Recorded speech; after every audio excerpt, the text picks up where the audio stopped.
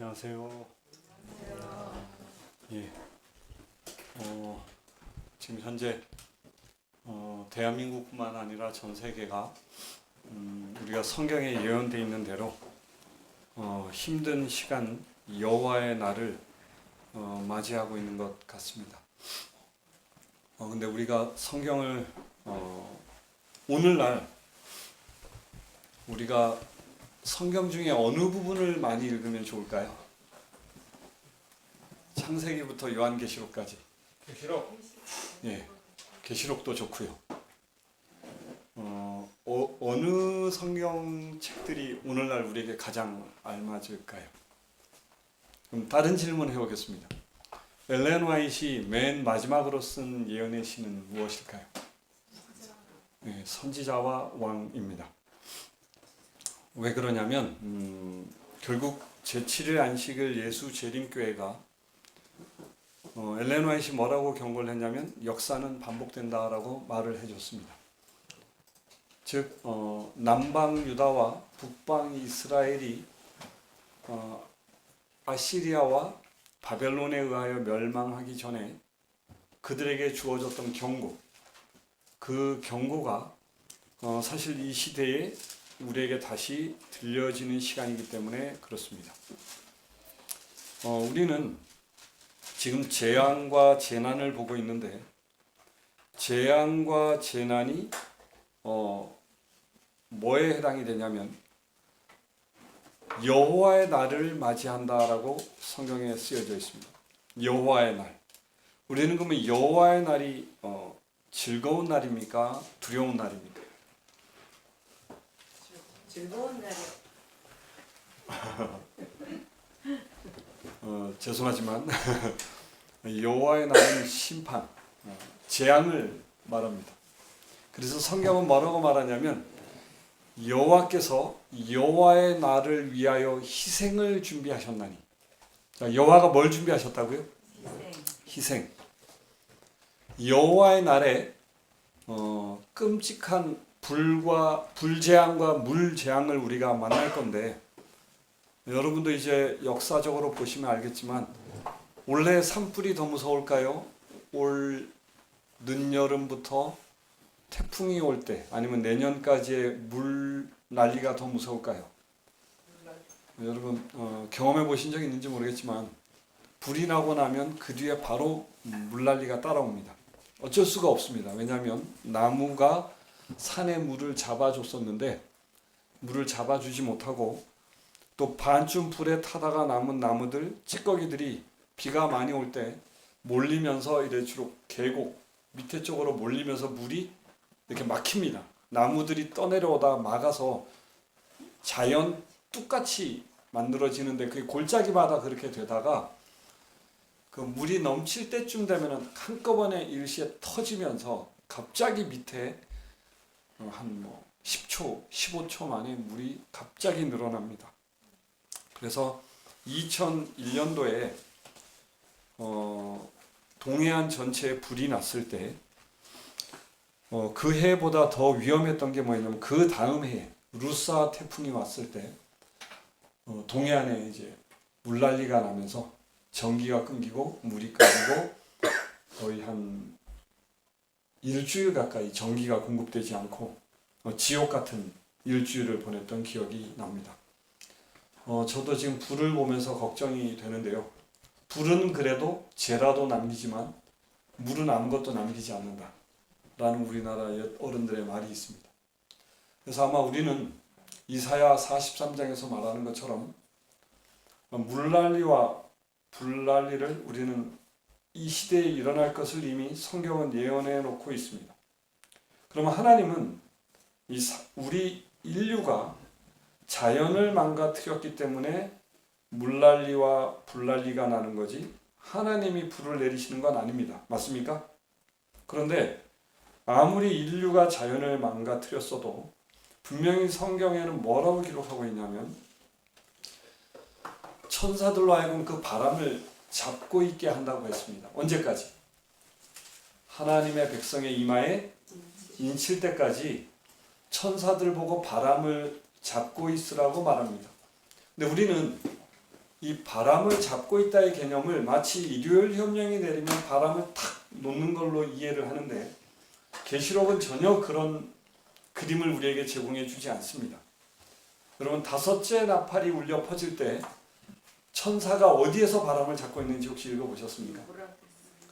다섯째 나팔이 울려 퍼질 때는 땅 끝에, 땅 내 모퉁에서 바람을 잡고 있습니다. 근데 여섯째 나팔이 울릴 때 천사들이 어디 와 있죠? 유브라데강에 와서 바람을 잡고 있습니다. 지금 우리는 이해해야 될 것이 뭐냐면 천사들이 바람을 일요일 협령 내린 다음에 한꺼번에 놓는다의 개념이 아니라 다섯째 나팔이 울릴 때는 천사들이 어디 있었다고요? 지구라는 땅 제일 끝에 바람을 잡고 있었어요. 근데 여섯 번째 나팔이 울려 퍼질 때는 어디 와 있다고요? 천사들이? 유브라데 강이 어디와 어디의 경계 지점입니까? 신바빌로니아와 이스라엘을 나누는 경계 지점에 유브라데 강이 와 있습니다. 지금 무슨 얘기냐면 지금 천사들에게 바람을 놓지 말라라고 말하는 엘렌 화이트의 초기 문집의 글은 언제적을 얘기하는 거냐면 다섯 번째 나팔이 아닌 여섯 번째 나팔이 울려 퍼지는 시점에 바람을 잡아달라고 얘기하는 겁니다. 그럼 그 시점이 언제일까요? 지금까지였던 겁니다. 근데 지금 전 세계가 최근 3년에 불이 엄청납니까? 그럼 이사야 43장입니다. 너희가 어디를 지날지라도 물 가운데나 불 가운데를 지날 때 두려워 말라. 이 얘기는 무슨 뜻이죠? 앞으로 우리가 맞이할 시대가 평화롭고 부드러운 시대다, 아니면 불난리와 물난리가 끊임없이 일어나는 때다. 이제는 우리가 물 가운데와 불 가운데를 지날 거기 때문에 두려워 말라라고 하나님은 우리에게 약속해 주고 계시는 겁니다. 명령은 곧 뭐라고요? 약속. 그래서 주님께서는 물난리와 불난리가 일어날 때 너희가 두려워하지 마라. 그 다음에 3절. 대저 나는 여호와 내 하나님이요 이스라엘의 거룩한 자요 내 구원자임이라. 내가 너를 애굽을 너의 속량물로 구스와 스바를 너의 대신으로 주어노라. 성경은 상징입니다. 애굽과 바벨론은 세상을 의미합니다. 구스와 스바는 땅끝을 의미합니다. 지금 무슨 얘기냐면 너가 불난리가 나고 물난리가 날 때 두려워하지 말 것은 너가 하나님의 백성이 아닌 이방 민족에게 나아가서 전도하게 될 거다, 이런 뜻입니다. 근데 어디까지 가게 된다? 구스와 스바. 어디까지요? 땅 끝까지. 물난리와 불난리가 나기 시작하거든 두려워하지 말고 너가 땅 끝까지 복음을 전해야 할 때가 다가왔음을 잊지 마라. 이게 이사야 43장입니다. 그런 다음에 중요한 건 뭐냐면 내가 너를 보배롭고 정귀하게 여긴다. 두려워하지 말아라. 동방에서부터 서방에서부터 하나님의 백성을 모을 거라는 겁니다. 뭐가 일어나기 시작할 때부터요? 국지적이지 않고 전 세계적으로 불난리와 물난리가 날 때 동방, 서방, 그 다음 6절에는 또 어디와 어디요? 북방과 남방에서 세상에 노예됐던 자들이 주께로 나아온다, 이겁니다. 그 다음에 근데 여기서 1절에 먼저 뭐를 얘기했냐면 야곱아 너를 뭐 하신? 창조하신. 이게 몇째 천사 기별입니까? 하늘과 땅과 바다와 물들의 근원을 만드신 이를 경배하라. 첫째 천사입니다. 또 1절에 뭐라고 하냐면 이스라엘아 너를 뭐 하신? 조성하신. 즉 창조주께서 물난리와 불난리가 날 때 너를 지켜주고 너를 보배롭게 여길 거니까 너는 뭐 하지 마라. 두려워하지 마라. 근데 산속에 틀어박혀 있으라는 게 아니라 지금 동방과 서방, 북방과 남방에서 하나님의 백성을 뭐 하라는 거죠? 끌어모으라는 겁니다. 우리는 지금 물론 이전에 이사야서에서는 뭘 먼저 말하냐면 내가 너를 뭐 했다는 거예요? 구속했다는 것을 너가 먼저 경험해야 된다라는 얘기를 하고 있습니다. 우리는 지금 아까 우리 신 집사님께 참 감사한 건, 신세혁 형제한테 참 감사한 건, 우리 아까 신세혁 형제가 보여준 것 중에 불난리가 난 게 어디였나요? 호주, 캘리포니아, 또 어느 나라가 있었죠? 하와이도. 그때 여러분 뉴스 보셨죠? 바닷가가 전부 다 타는 거. 지금 저희 대한민국도 꺼졌다고 어제 뉴스 나왔는데 오늘 새벽 5시에 다시 안동에 불 붙어서 다시 도로 폐쇄됐다가 다시 교회 올 때쯤 또 해제가 됐습니다. 그런데 이제는 말입니다. 사람의 힘으로 끌 수 없는 불들이 엘렌 화이트 뭐라고 했죠? 나타날 거다. 이제 물난리와 불난리가 났을 때 우리가 두려워하지 말 것은 드디어 우리가 고개를 들어 주를 전해야 될 때가 되었다. 이게 지금 이사야서의 이야기입니다. 현재 우리는 바벨론에서 나오라는 기별이 이 땅에 몇 번 외쳐진다라고 엘렌 화이트에 써놨나요? 엘렌 화이트의 계시록 18장 화이 주석들을 모아놓으면 다섯째인, 아까 제가 다섯째 나팔 얘기했잖아요. 역사적 적용이 있고 예언적 적용이 있는데, 예언적 적용을 하고 나면 다섯째 인을 떼고 난 뒤에 일어나는 것이 계시록 18장이라고 엘렌 화이트에 썼습니다. 그러면 계시록 18장은 바벨론에서 나오라는 기별이 몇 번째 외쳐지는 때를 얘기한다 그랬죠? 두 번째. 첫 번째가 1840년대고 두 번째가 1888년 이후입니다. 이해가 안 되시는 분은 개인적으로 저랑 이렇게 전화 통화하면서 아니면 또 함께 성경 연구를 따로 하는 시간을 가지면 좋겠습니다. 우리는 지금 1888년 이후에는 계시록 18장의 시대에 살고 있고, 물론 재림교회는 이걸 너무 모르고 있다는 거죠. 우리는 계시록 18장에 살고 있고 두 번째 바벨론에서 나오라는 기별을 받고 있습니다. 바벨론에서 나와서 한 일이 뭡니까? 성전을 재건하는 것입니다. 무너진 성전을 재건할 때 몇 차부터 몇 차까지 있었어요? 1차부터 4차까지 있었습니다. 아마 지금 시골 생활을 꿈꾸고 있는 우리 신세혁 형제나 또 우리 오세윤 집사님 두 가정은 이제 막 바벨론에서 나오려고 하는 겁니다.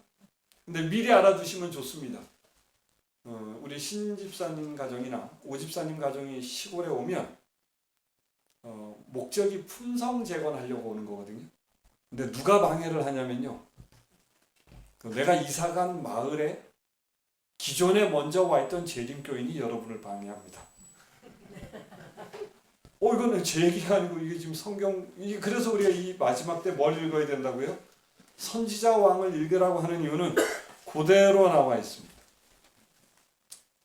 오시면 품성 재건에 신경 안 쓰게 하고 뭐 하냐면 농사 짓는 법, 뭐 집을 예쁘게 꾸미는 법, 텃밭을 어떻게 가꿀까. 근데 제가 아무리 서울에 있을 때 강조해드려도요, 본인들 오면은 집은 대충 짓고 성경 연구 열심히 하겠다고 해요. 근데 시골 오는 순간부터요, 눈에 보이는 거 이제 밭이 보이고요, 그 다음에 집이 보이고요. 오늘 세혁 형제가 정말 솔직히 얘기해줘서 너무 고마웠는데 집이 이제 막 눈에 들어옵니까? 근데 제가 서울에 있는 분들에게 성경 연구를 좀 오래 한 분들에게는 당신이 짓고 싶은 집을 지으면 당신의 품성 건설은 한참 뒤로 미뤄집니다. 이렇게 얘기합니다. 하나님은 내가 집을 고르고 땅을 고를 때 우리의 품성을 1차적으로 따듬으십니다. 내가 꿈꿨던 것을 못하게 해주시고 내가 바라보는 것을 경험해 보셔서 아실 거예요. 그죠? 제가 알기로는 20억이 넘는 돈을 가지시고도, 그죠? 마음대로 안 됐죠? 내가 꿈꾸는 것과 점점 내 마음이 뭐하게 해주세요? 가난하고 낮아지게. 나중에는 그냥 웬만하면 다 감사할 사람으로 만들어 주십니다. 그래서 내가 꿈꾸는 땅, 내가 꿈꾸는 집을 가지려고 하시면 앞으로 3년 뒤에나 내 땅과 내 집을 갖게 되실 겁니다. 제가 사람들에게 땅과 집을 소개해 드릴 때 이렇게 보면 참 가슴이 답답해요. 왜냐하면 시골 오는 이유가 뭔데요? 성전 재건하려고 오는 건데 이스라엘 백성들이 했던 실수를 똑같이 합니다. 이걸 안 하면 좋겠는데 스룹바벨과 예수와 함께 왔는데 그곳에 먼저 자리 잡고 있던 사마리아인들이 같이 지어줄게 이러면서 뭐 하냐면 자꾸 유혹하는 겁니다. 그죠? 좀 더 예쁜 집, 좀 더 예쁜 텃밭. 우리 다 경험해봤죠, 우리 쉼터분들. 그죠? 다들 지금 미소 짓고 계세요. 제가 분명히 우리 집 짓는 거 대충 합시다 했지만 안 됐죠, 그죠? 그리고 또 농사 짓는 법 이런 거에 빠져서 안 됩니다. 근데 걱정할 필요는 없어요. 뭐 조상들이 그렇게 했는데도 결국 예수님이 승리하셨나요? 그럼 우리도 그런 죄성을 갖고 있기 때문에 우리도 그걸 제발 뒤따라 갑니다. 하지만 우리는 이걸 길게 해야 돼요, 짧게 해야 돼요? 짧게 해야 돼요. 제가 요즘은 땅 사고 집 지을 때가 아니라 뭐 할 때다? 월세, 전세. 이게 가장 지혜로운 방법이다. 왜냐하면 우리가 그 집을 오래 쓸 거 아니기 때문에. 이제는 그런 시대에 와 있습니다. 어쨌든 왔는데 몇 년간 중단됐다고요? 13년간 중단돼 있는 동안 한 일이 뭐예요? 그렇죠. 내 농터 넓히고 내 농터 예쁘게 가꾸고 내 집 가꾸고. 그러자 누가 나타난 거죠? 학개와 스가랴. 학개는 예루살렘에서 성전 재건을 멈추고 있는 사람들에게 보낸 선지자. 스가랴는 아직 바벨론에서 나와야 되는데 안 나와 있는 사람들에게 보낸 선지자. 학개와 스가랴의 도움으로 드디어 성전이 완성이 됩니다. 그 다음에 에스라라는 사람은 학자입니다. 서기관이죠, 서기관. 그래서 우리가 이 바벨론에서 나와서 성전을 재건하는 전체적인 스토리를 공부하고 싶으면 누구 책을 읽으면 될까요? 에스라서를 읽으면 이 성전 재건이 언제 시작해서 언제 마쳤는지까지가 자세히 나오는 게 에스라서입니다. 그리고 내가 정신을 번쩍 차리고 싶으면은 학개와 스가랴서를 읽으면 내가 시골 온 목적을 잊지 말아야지 라는 자극이 됩니다. 그 다음에 내가 오직 예수님과 똑같은 품성을 갖고 싶다라고 생각하는 사람은 느헤미야서를 읽으면 됩니다. 왜 제가 이걸 말씀드리냐면 우리 각자의 현 주소가 다릅니다.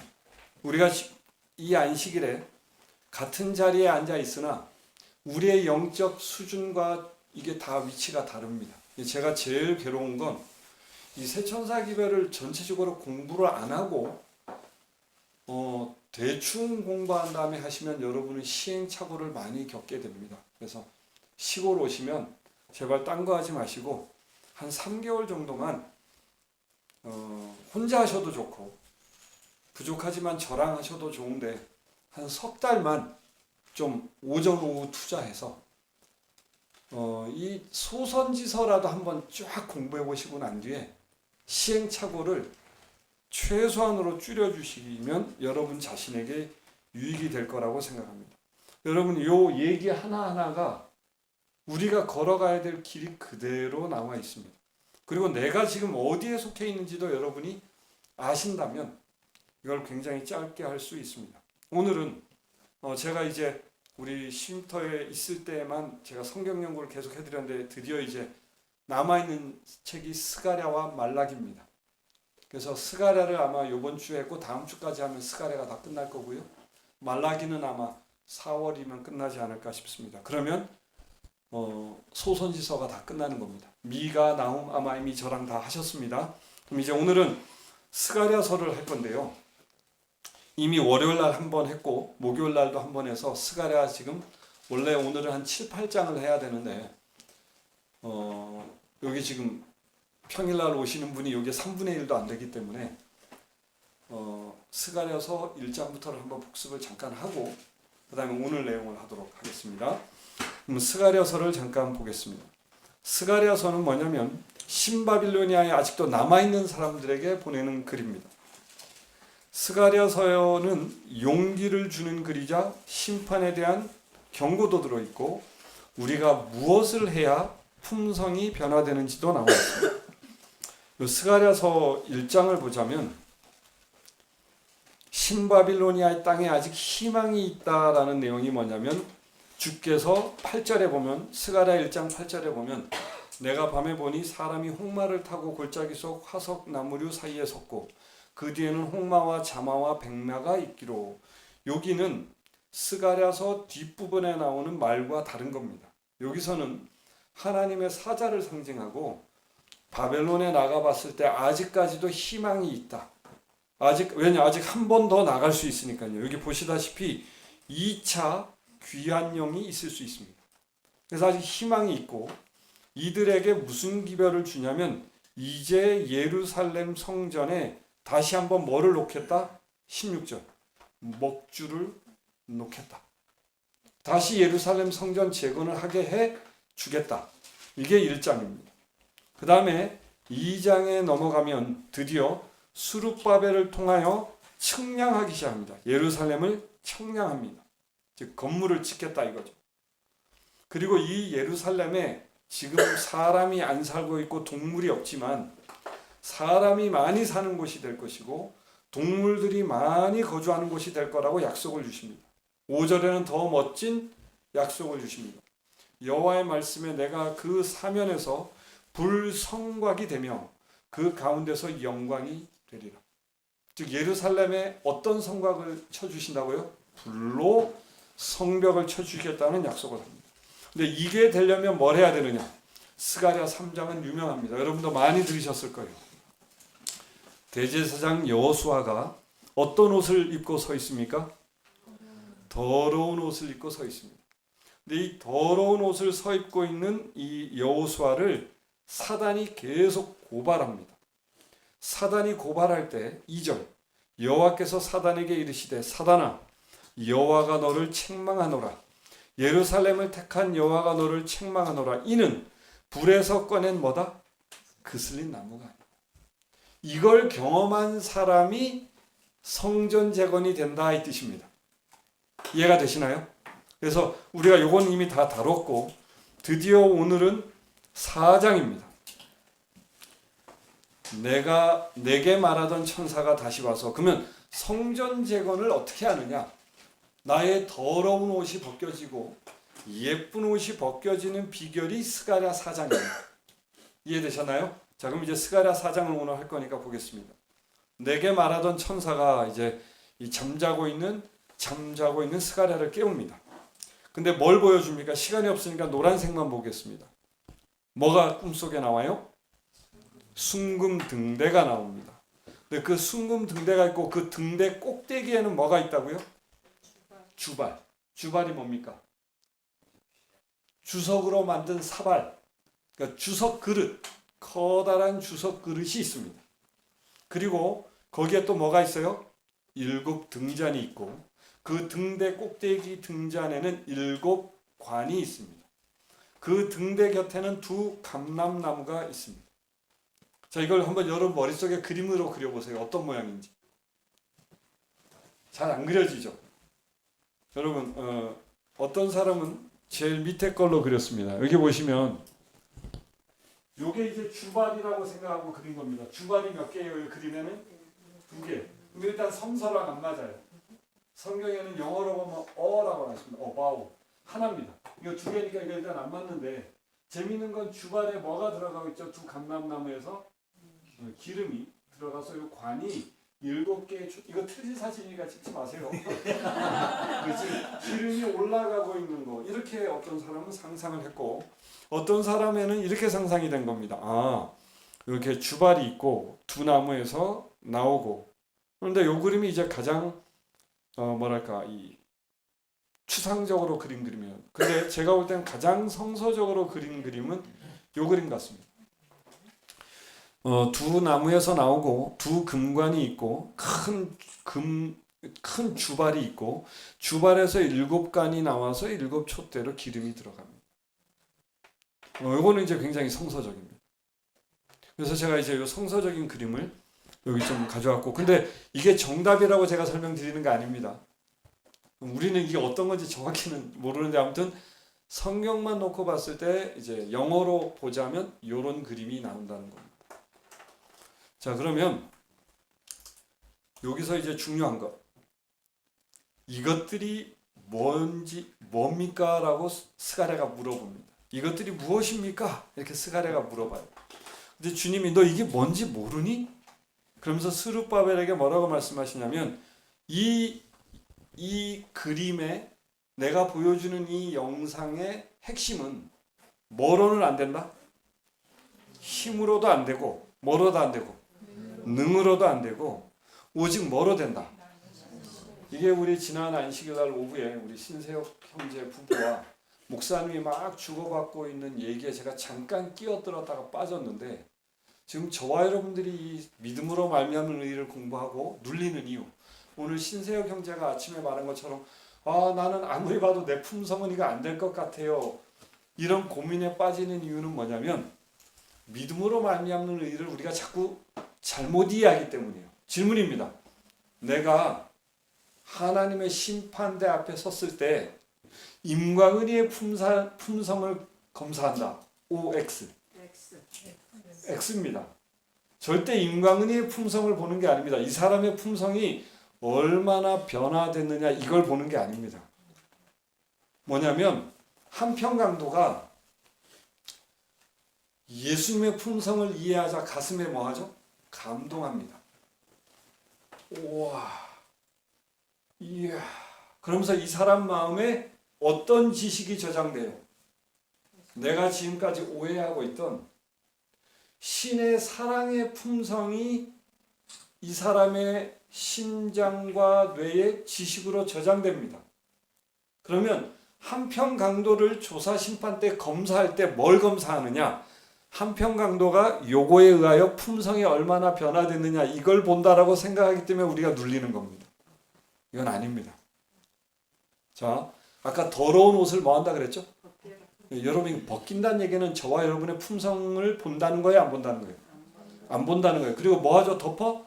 씌우는데 이 옷이 있으면 오케이인 겁니다. 즉 뭐냐면 한편 강도의 마음에 우와 하고 감동했을 때 새겨진 그 품성이 예수님의 품성이면 O라는 합격 판정을 받는 겁니다. 지금 제 말 이해가 되십니까? 예를 들면 바리새인과 랍비들이 내가 저 세리와 같지 않음을 감사합니다 라고 말하면서 하나님 나는 뭐도 내고 이러면서 자기 자랑을 합니다. 자, 이 바리새인의 마음에 심겨져 있는 하나님의 개념은 진짜 하나님의 품성입니까? 자기가 만들어낸 하나님의 개념입니까? 여러분 이거면 멸망한다는 거예요. 제 말 이해가 되십니까? 그런데 세리는 어떤 자세로 기도했죠? 나는 죄인입니다. 자, 이 사람은 왜 죄인이라고 느꼈냐면요. 예수님의 품성과 나의 품성이 틀리다는 걸 뭐 한 거죠? 이해했고 나같이 더러운 자가 이 거룩한 하나님의 전에 못 나아가서 뜰이 두 칸으로 나눠져 있는데 첫 번째 뜰에 들어가지도 못하고 어디요?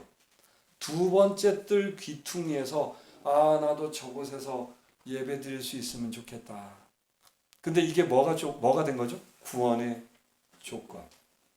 이 사람은 여호와가 거룩한 분임을 가슴에 지식으로 갖고 있습니다. 그리고 내가 죄인이라는 지식을 갖고 있습니다. 이것으로 구원받는 거예요. 그러면 성장하고 이제 성화 중이라고 쳐봅시다. 성화 중이에요.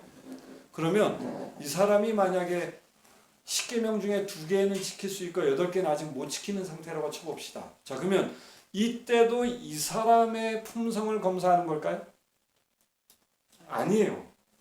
이 사람이 믿음으로 말미암는 의를 공부해가는 과정 속에 바라보고 있는 이 품성, 이게 진짜 예수님의 품성을 바라보고 있는 거면 그걸 의로 여겨서 합격 판정을 내주는 거예요. 지금 뭐냐면 이렇게 설명하면 좋겠네요. 여기가 지금 아파트 건설 현장인데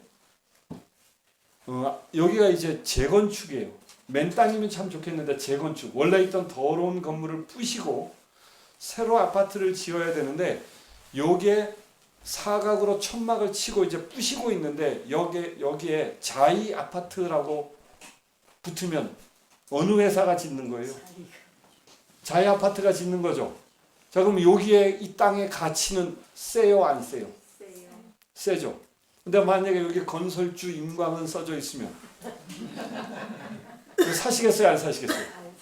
안 사죠. 생전 처음 지어보는데 이 집이 어떤 집인지 어떻게 알 겁니까? 지금 무슨 얘기냐면요. 조사 심판 때 보는 게 뭐냐면 건설주가 누구냐를 본다고요. 제 말 이해되셨나요? 그래서 따라해봅시다. 그리스도 우리의 의. 그래서 1891년, 1893년, 1895년 회보를 보면 뭐라고 나와 있냐면 그리스도의 의가 나의 의가 된다는 것 외에 우리에게 무슨 희망이 있겠는가? 네. 여러분과 저의 품성을 보는 게 아닙니다. 그런데 왜 새천사 기별은 이 새천사 기별을 연구하는 사람 얼굴에는 근심과 염려가 가득하다고 했을까요? 왜냐하면 나의 더러운 누더기 옷을 봐야 진정으로 새 옷을 원하게 됩니다. 또 하나, 내 누더기 옷을 봐야 다른 영혼을 함부로 뭐하지 않아요? 평가하지 않아. 이것 때문에 우리는 지금 중요한 것이 뭐냐면 이는 힘으로도 안 되고 능으로도 안 된다. 즉 우리의 어떤 노력으로도 우리의 품성을 뭐 할 수 없다? 변화시킬 수 없다. 뭐만이? 오직 성령 하나님만이 우리의 품성을 변화시킬 수 있기 때문에 우리가 시골로 온 이유는 뭐냐면 성령을 느끼기에 몇 배가 더 유리하다? 10배가 더 시골이 유리하기 때문에 우리가 시골에 와 있는 것입니다. 그리고 우리 지난주에 신세혁 형제가 올려줬던 글 기억나시죠? 내 속에 그리스도가 계시냐 안 계시냐의 차이점이 뭐라고요?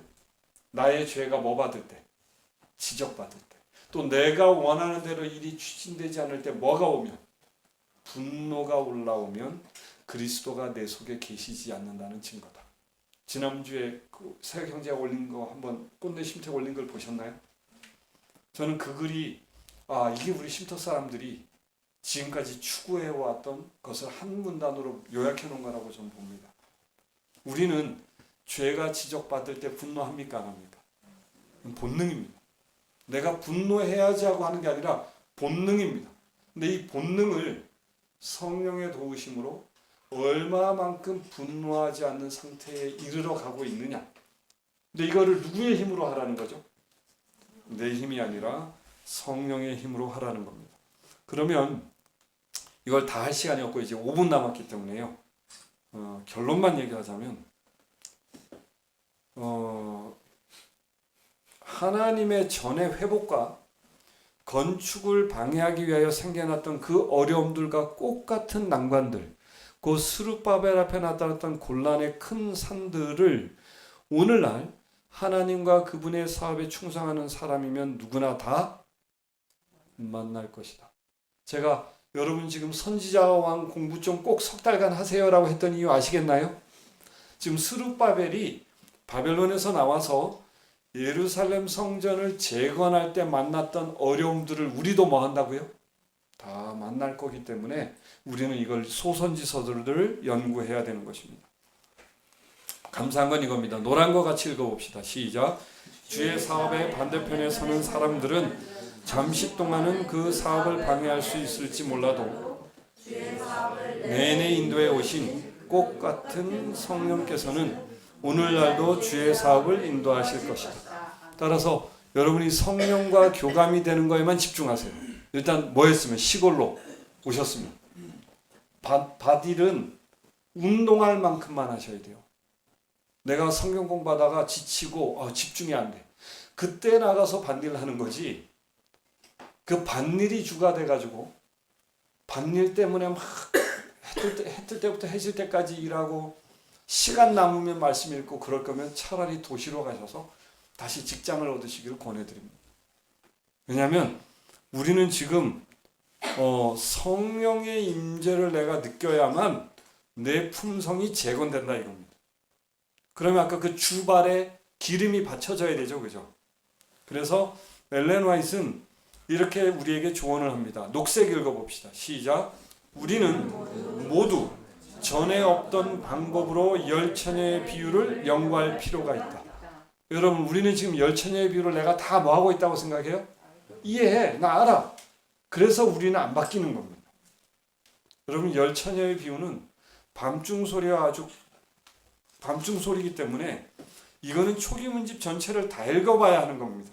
그래서 지금 열 처녀의 비유를 전에 없던 방법으로 연구하래요. 근데 왜 우리 쉼터에 계신 분들은, 제가 당황스러운 건 그거예요. 외부에 가면은 그분들이 우리 초기 문집 연구 같이 해요. 뭐도 연구해요. 그래서 제가 엄청 바쁘잖아요. 정말 우리 쉼터 분들은 열심히 하고 계신 거 맞죠? 네, 열심히 하고 계신 거라고 제가 믿겠습니다. 왜냐하면 변화되는 분들이 많기 때문에 저는 믿겠습니다. 전에 없던 방법으로 열 처녀의 이걸 연구해야 되고, 슬기 있는 처녀들은 등과 함께 뭘 가졌다고요? 기름. 자, 이 기름은 여기 뭐라고 나왔어요? 노란 거 읽겠습니다. 시작. 만약 우리가 진리를 실천하지 않으면 거룩한 기름, 곧 두 금관에서 흘러나오는 기름을 받지 못한다. 기름은 준비된 그릇에 받쳐진다. 어디에 받쳐진다고요? 나에게 주어진 빚을 많은 사람, 따르려고 하는 사람에게 기름이 들어갑니다. 그것은 사랑으로 역사하며 영혼을 순결하게 하는 성령이다. 여러분이 하루 일과가 노작이 주업이 되면 안 됩니다. 나의 주업은 새천사기별 연구해야 됩니다. 그리고 답답하고 머리가 무거울 때 그때 노작을 하는 겁니다. 그러면 이 성령께서 어떻게 해주신다? 우리 너무나 많이 봐서 기억나시죠? 현대 진리가 뭡니까? 몇 쪽입니까 이거? 31쪽이죠. 여러분, 현대 진리에 가면 우리는 이미 이걸 여러 번 봤습니다. 기름은 뭐라고요? 그리스도의 의다. 그것은 뭐를 의미하며? 품성을 의미하고, 이 품성은 남에게 나눠줄 수 없다. 우리는 지금 막연한 신실하게 빠지지 않도록 건강기별로도 돌아가야 되고, 올바른 안식을 회복도 필요하고, 언제쯤 되면 우리 금요일날 12시가 되면 우리 밭에 아무도 없을까요? 예, 우리 금요일날 오후 4시고 5시고 그냥 해만 있으면 밭에서 열심히 일하는 우리의 모습.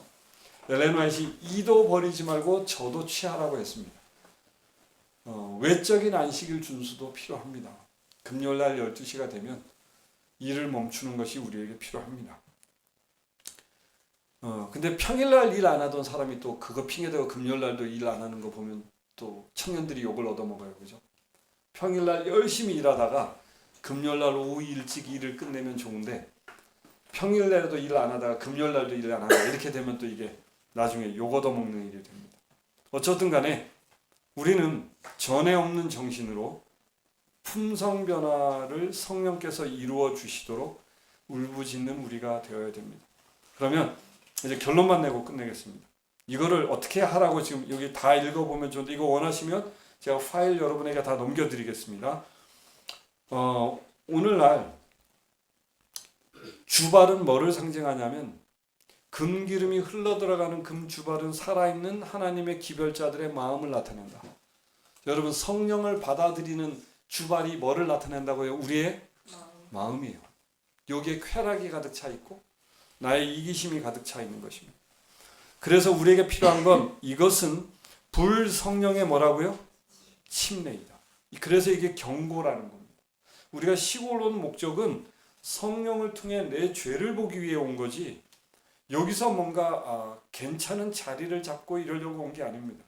정말 핵심을 놓치시면 몇 년을 손해보게 될 것이고, 나에게 있는 재산마저도 다 까먹고 나중엔 이도 저도 못하는 일이 벌어질 수 있기 때문에 겸손한 마음으로 말씀 앞에 먼저 서시기를 부탁드립니다. 이것은 불신자들의 영혼의 문을 열어서 죄를 깨닫게 할 것이다. 영혼의 결핍은 하나님의 성령에 의해서만 충족될 수 있다. 사람 혼자로서는 그 갈망을 충족시킬 만한 일을 아무것도 할 수가 없다. 자, 12절이 오늘 교과 내용과 똑같습니다. 오늘 교과 내용이 뭘 져라? 빚은 문둥병처럼 피하라고 했는데, 유일하게 무슨 빚은 져라? 사랑의 빚은 져라. 자, 남을 사랑하는 자는 율법을 뭐 했다? 다 이루었다. 담배 끊기 제일 좋은 방법 혹시 아시는 분? 많은 사람들이 담배 깨피를 줄이려고 합니다. 이런 사람은 실패합니다. 담배 끊는 거에 집중하지 마시고요. 도파민이 분비되는 긍정적인 일을 추구하는 겁니다. 그러니까 담배를 안 피우려고 노력하지 말고 담배 피우고 싶다는 이유는 뭐죠? 도파민이 필요하다는 겁니다. 그럼 뭐 하면 되겠어요? 담배 생각날 때 담배 끊으려고 노력하지 말고 탁구 치려고 하고 배드민턴 치려고 하는 겁니다. 내가 스마트폰을 끊으려고 노력하지 말고 스마트폰 하려고 할 때 엄마가 무슨 도움이 필요할까? 아빠가 무슨 도움이 필요할까? 옆집 사람은 무슨 도움이 필요할까? 이렇게 하면 스마트폰이 끊어진다는 겁니다. 자, 그래서 오늘의 결론, 교과 공부의 결론은 금요일날 소지로 얘기하자면 수요일날 소지가 하나님의 은혜를 힘입어서 이걸 하자는 겁니다. 금요일날 소지로 가자면 다른 사람들을 뭐하는 자는, 섬기는 자들은 목자장의 섬김을 받게 될 것이다. 남을 뭐 하려고 하는 사람? 섬기려고 하는 사람은 자극적인 오락이나 색다른 자기만을 위한 뭔가를 추구하지 않게 된다. 누굴 위해 살자? 남을 위해 살자. 누굴 위해 살지 말고요. 나를 위해 살지 말고 내 밭을 위해 살지 말고 남의 밭, 남을 위해 살다 보면 이기적인 것들이 끊어진다. 자, 근데 그게 오늘 제가 금주발과 똑같은 내용입니다. 금기름을 흘러내는 두 감람나무로부터 거룩한 기름을 받아들이는 수용력은, 즉 우리의 이 금주발은 고정되어 있는 게 아니라 뭐 할 수 있다는 거죠? 커질 수도 있고 줄어들 수도 있다는 겁니다. 이게 우리의 마음이기 때문에 마음이 커질 수도 있고 쪼그라들 수도 있다. 근데 어떻게 할 때요? 다른 영혼의 필요를 채워주기 위하여 말과 행동으로 그 거룩한 기름을 자신에게서 얼마만큼 흘러나가게 하느냐에 달린 것이다. 녹색같이 읽겠습니다. 시작. 일하라. 귀한 일, 영혼을 충족시키는 일을 하라. 계속 받으려면 계속 나누어 주어라. 받아들이는 수용력은 나누어 줌으로써만 계속 유지된다. 내 품성 변화되는데 신경 쓰지 마시고 남을 돕는 일을 하려고 하다 보면 주님께서 그 품성을 주신다라는 내용 같습니다. 기도하고 마치겠습니다. 하늘에 계신 우리의 아버지, 이 말씀을 준비하면서 제 자신이 이 말씀이 필요한 사람이라고 깊게 느끼게 되었습니다. 여전히 나의 이기심을 채우기에 급급한 한 죄인으로서 하나님의 은혜가 필요하여 겸손한 마음으로 부르짖사오니 성령님이 딱딱하게 굳은 마음에 역사하여 주셔서 예수님처럼 남을 위해 사는 것이 기쁨이 되게 하여 주옵소서. 현재는 나를 위해 사는 것이 기쁘고 내 식욕을 만족시키는 게 기쁘고 나의 욕망을 만족시키기에 급급한 저의 모습이지만 오직 나의 신으로 된다라고 약속해 주시니 감사합니다. 또한 이 길을 홀로 걸어가지 않고 서로 기대어서 서로 힘주며 살아갈 수 있는 이런 좋은 가족들을 옆에 허락해 주심에 감사드립니다. 우리 꽃내 쉼터라는 이름으로 함께하게 된 이 가족이 서로 사랑의 빚을 지고 갚아가면서 예수님 닮아가게 도와주세요. 정말 4년 전에 비해서 우리가 확실히 많이 바뀌도록 재건축해 주신 주님께 감사와 영광을 돌립니다. 우리가 낙담이 될 때 4년 전에 비해 우리를 얼마나 바꾸셨는지를 바라보고 희망을 가지고 당신을 의지하는 우리 모든 가족되게 도와주시옵소서. 다시 한번 부탁드리오니 우리의 마음에 역사하셔서 남을 위해 사는 것이 우리의 기쁨 되게 복의 복을 더하여 주옵소서. 다시 한번 야곱의 심령으로 구하오니 우리를 축복하지 않으시며 당신을 결코 놔드리지 않기로 선택하오니 야곱에게 축복하셨듯이 우리를 축복하셔서 우리도 남을 위해 사는 것이 기뻐지게 하여 주옵소서. 우리를 변화시킬 능력이 있으시고 약속을 주신 예수 그리스도의 이름에 의지하여 기도드립니다. 아멘.